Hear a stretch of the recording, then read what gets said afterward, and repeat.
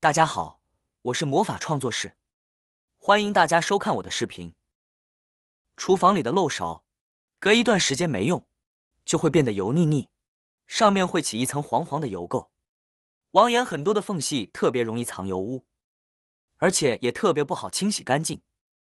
下面分享一个小窍门，不用任何的洗涤剂，轻轻一擦就能变得非常干净，既简单又省事。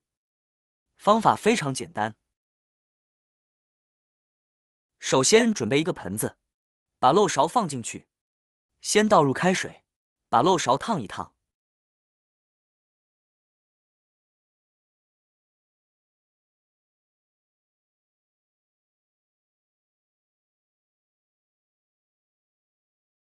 再倒入适量的食用小苏打，让它浸泡5分钟。食用小苏打对于重油污有非常好的清洁效果，并且它是食用级别的，清洗过的厨具不会残留对人体有害的化学物质，清水冲一下就能干干净净，比较环保和健康。泡完5分钟之后，我们拿一张厨房纸巾，在漏勺上面擦一擦，上面的脏东西轻轻一碰就掉了，非常省力，网眼缝隙也能很容易的擦干净。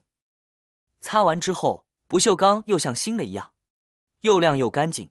厨房里的其他不锈钢用品也可以用这个小方法来清理表面的顽固油污，效果非常好，你也赶紧试试吧。好啦，今天的视频内容呢就分享完了。喜欢我的视频的朋友们，记得点赞、转发、分享哦。希望可以帮助到更多的朋友。或许你有更多更实用的小技巧，欢迎评论区留言分享哦。点击我的视频头像，还可以观看更多的生活技巧。每天呢都会分享不同的精彩视频，别忘了关注我哟。感谢您的支持，我们下期再见了。